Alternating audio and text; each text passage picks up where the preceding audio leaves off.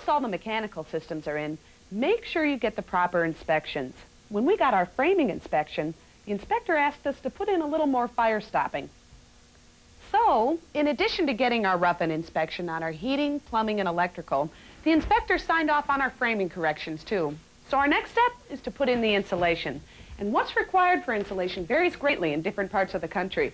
In our part of the country, code requirements even vary from city to city. In this town, before you can occupy any part of the house, all exterior walls, including unfinished walls in the basement, have to be insulated to certain minimums. You probably noticed that most of our insulation down here is already done. There's fiberglass insulation in the walls and a polyethylene vapor barrier on top of that. However, in most basements, you'll be working on bare concrete walls, so you'll need to fur them out with 2x2s or 2x4s, like we've done here for a demonstration. Several types of insulation are available for this application. One possibility is polystyrene foam. This is most commonly used on the outside of the foundation, so it'll have to be installed as the house is being built. When insulating inside, the most common way is to use vats of fiberglass insulation. When working with insulation, cover up as much of your body as possible. Insulation can irritate your skin, your eyes, and your throat. The type we're using is designed for 2x4 stud walls. It's 3.5 inches thick and 14.5 inches wide.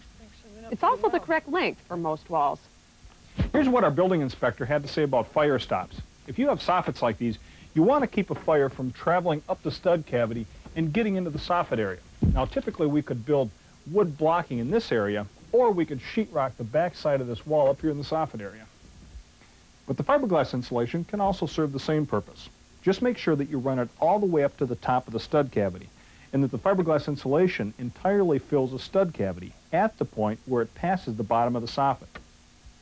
Another nice feature of fiberglass is that it's easy to work it around the electrical cables in the walls.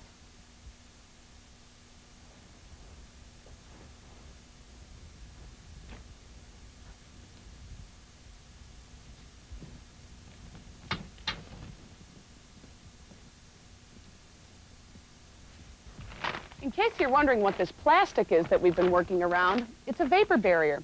It goes on over the insulation and it prevents warm air from condensing inside the stud cavity.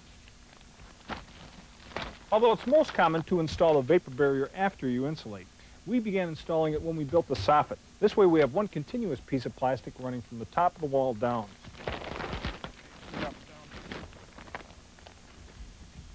But we still need to attach it to the rest of the wall. This is 6 mil polyethylene. We can just use a hammer tacker to attach it to the studs.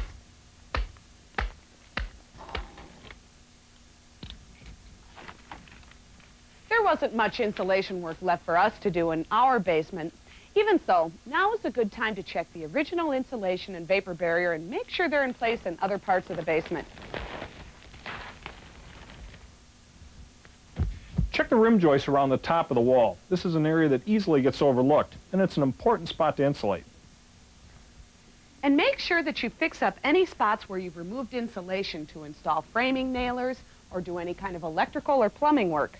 This will be the last chance to get it all back together before the walls are sealed up by sheetrock. As you're checking for insulation, be sure to double check for drywall nailers. You don't want any edge of drywall to go unsupported for over 15 inches. As you can see, we've installed nailers next to the new wall partitions we've installed, running parallel to the floor joists above. There's one more job we need to tend to before we can start hanging the drywall. When we roughed in the mechanical systems for the basement, we ran a lot of pipes and cables through the studs. If these are too close to the edge of the stud, they might get punctured by a nail or screw that's used to attach the drywall. So wherever there's a pipe or a wire less than 1 inch from the edge of the stud, we cover it with a metal plate, like this. The plates are a 1/16 of an inch thick and are available at most home center and hardware stores. Carefully check the whole basement, walls and ceilings, for places where the plates are needed. This is the final preparation for the walls before drywalling.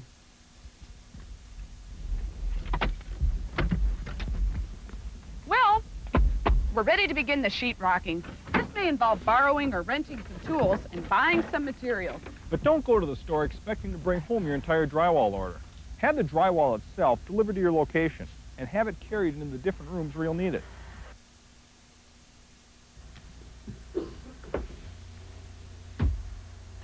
Most drywall installation starts on the ceiling. Where possible, we run the pieces perpendicular to the direction of the joists. We've made these jacks to help us keep the pieces in place, but it's hard work nonetheless. These are 4 by 12 foot sheets. Well, smaller sheets are available, but using larger pieces minimizes the number of joints. Drywall nails hold the pieces in place, and we use a drywall hammer. They create a slight dimple in the surface of the drywall, and this makes it easier to cover the nail head with joint compound later on. There are several ways to cut drywall. For a straight cut, you score the drywall with the utility knife, snap it open, and then cut through the paper on the back.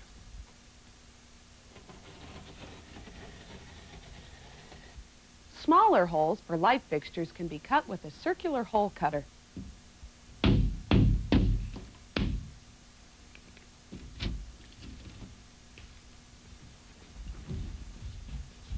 Okay, Joey.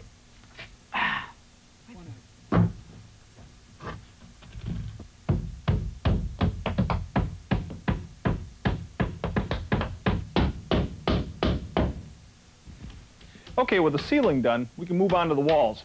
Now again, in our case, we'll be applying the drywall perpendicular to the framing, although there are circumstances where it's best to do it parallel. Now for the first sheet, we'll slide that up the wall, tight to the ceiling. With a little planning, you can start nails for the top edge. This will make securing it into place a little less awkward.